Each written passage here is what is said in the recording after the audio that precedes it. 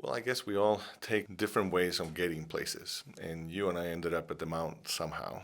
And I would bet that our upbringing back from our countries where we grew up had a lot to do with us being here. So, for example, in Chile, where you grew up. Yeah. My background is kind of unlikely to have made me decide anything that has to do with faith or social service. I grew up in the during the times of a military dictatorship. So Pinochet, I'm assuming. Pinochet, Right. yeah. You had to fear, and there were plenty of reasons to fear authority at home, at church, government, everywhere. Being a woman put me in a more disadvantaged situation. So I guess I followed in my mom's footsteps, fearing God and not having any connection with God. We didn't have any Bible at home. We never talked about the Bible. Nobody went to Mass that I can remember. To me, it wasn't anything relevant at all. I don't feel that I had a personality Oh, you had until a personality, I'm sure you did. yeah, But you I felt isolated, I guess would be a kind of a good word. no, I didn't feel that I had a voice. It wasn't until I was around the age of 12 years old. And that's the time when my parents decided I should join the Girl Scouts because it was like a military training in Chile.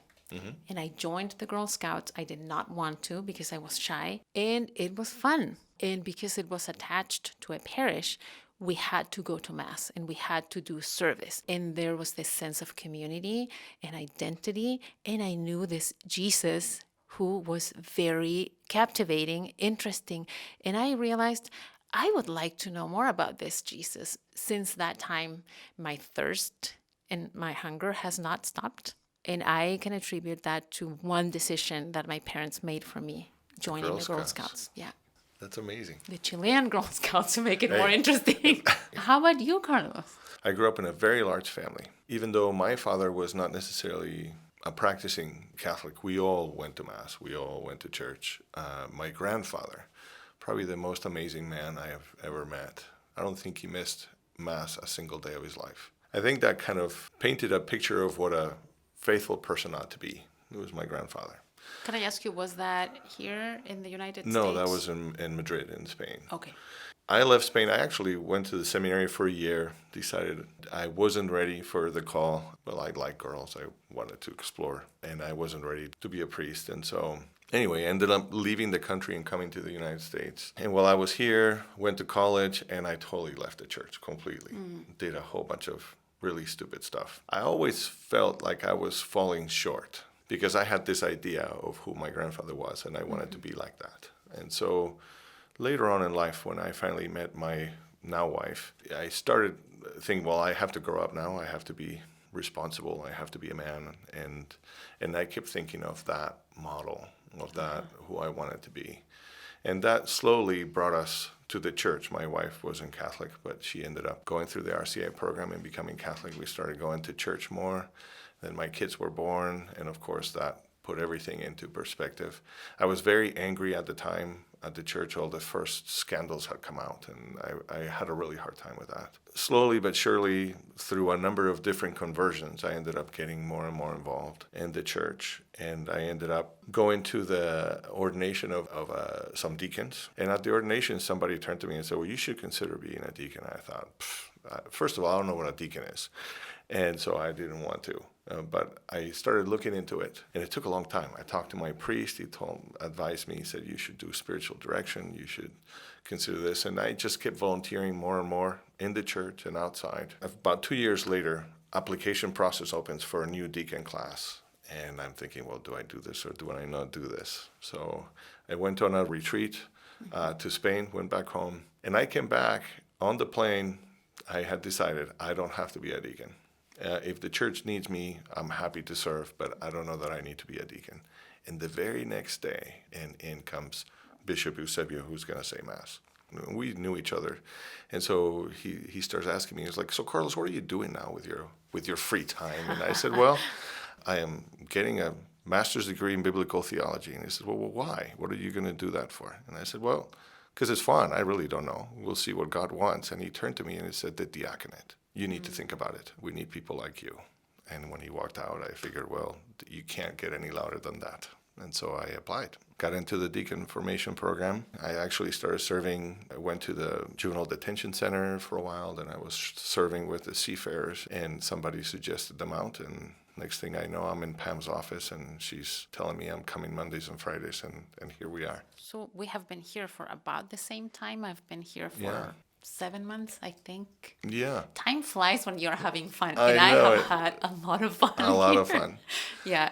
I mean, but being in contact with people is something I'm super passionate about, and I can see you Sure. are too. Oh, and people have the best stories.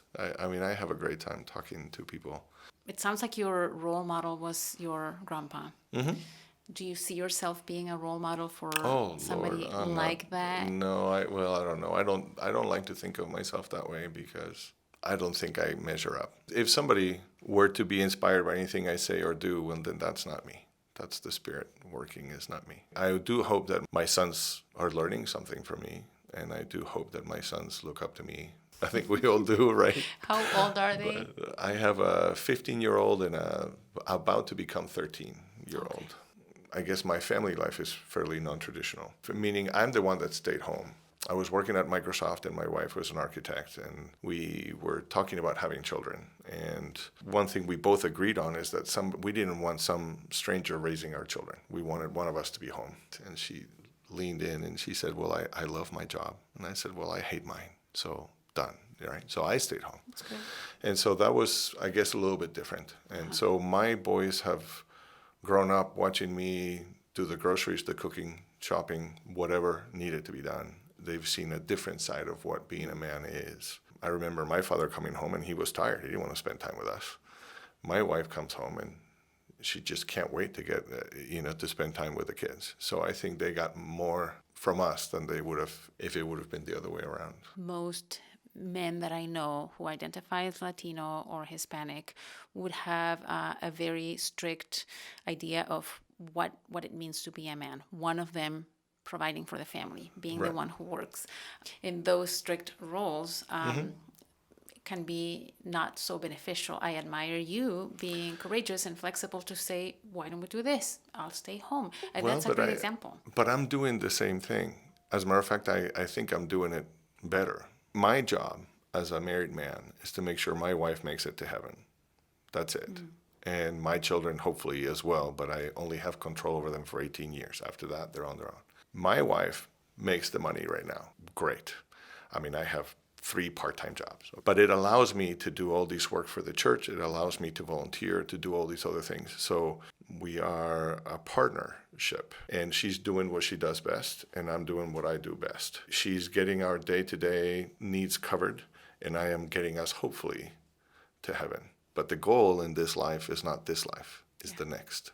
So the way I see it, I'm actually doing it right. I could have stayed at Microsoft and I could have made more money. Somebody would have raised our kids. But you couldn't take away all the time I have spent with my boys. Yeah. It just wasn't worth it. So we live in a smaller house. We have a beat-up car. I mean, my car has 280,000 miles on it. So what? Yeah. That does not define me.